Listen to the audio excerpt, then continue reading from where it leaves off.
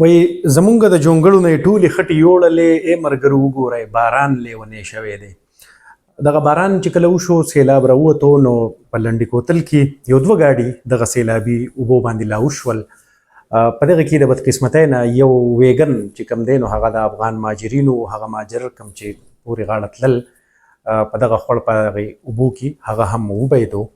وړومبی خو اطلاع دا راغله چې ګنې 4 کسان د دغې ګاډي نه اوبو د ځان سره په مخه کړل. بیا وروستو اطلاع دا راغله چې 3 لاشونه یا 3 مړي د دغه نه راوویستلی شول. په دغې 3 مړو کې یو زنانه وه او یو سړی و چې هغه ترې راوویستلی شول. او بیا وروستو یو بل ماشوم چې کوم دی نو دغه د پړانګ په علاقه باندې دغه ماشوم هم راونیولی شو.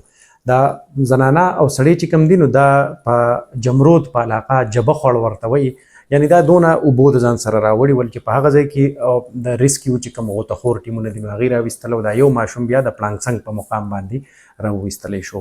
نو دغه یو افسوسناکه پیښه رامخې ته شوله د افغان مهاجرینو، د هغه افغان مهاجرینو چې د هغې د تلو په حالت کې وو. په دغه ویګن ګاډي کې د دې کډه هم وه او دغه ماشومان هم ول. دویم یو بله ویډیو به تاسو په سوشل میډیا باندې کتلي کوم چې وایرل ده، هغه د بورډ بازار ده.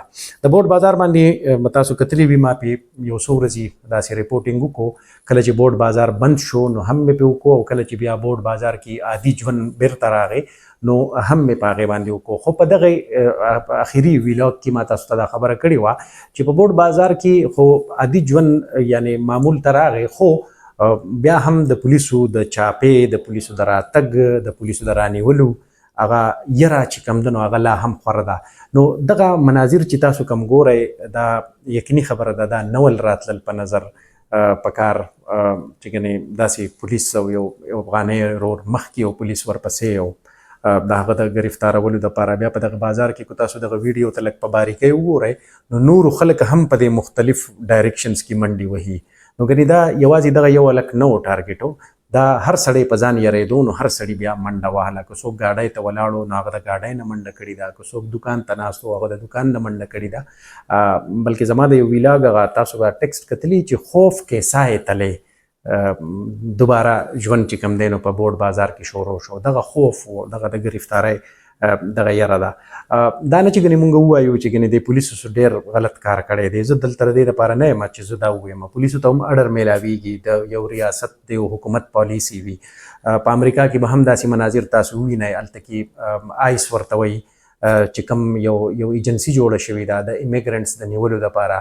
نو هغه هم دغه شانتې په دې طریقه باندې د امریکې کې چې کوم ملګري تاسو وي نو تاسو به د هغې نه تپوس وکئ.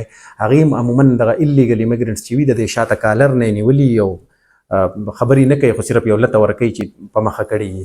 نو دا نه چې ګنې زه دغسې جسټیفای کوم چې دا کار دغه ما په اوله کې وویل چې دا مناظر نه ول په نظر راتلل پکار، خو بیا هم یعنې دغه مناظر دي دا به بیا هم په لیدو کې راځي، ځکه چې دې ته موږ لا انفورسمنټ ایجنسیز وایو یا ادارې ورته وایو. نو دوی خو به لا چې کوم څه دی، کوم چې سټیټ وایي، کوم چې د سټیټ قانون دی یا د سټیټ فیصله ده نو هغه خو به دوی دغه کوي. نو هسې داسې ښکاري په ظاهره چې په بورډ بازار کې د خدای نه کي، خو دغه مناظر چې کوم دي دا بیا هم په نظر راتلی شي.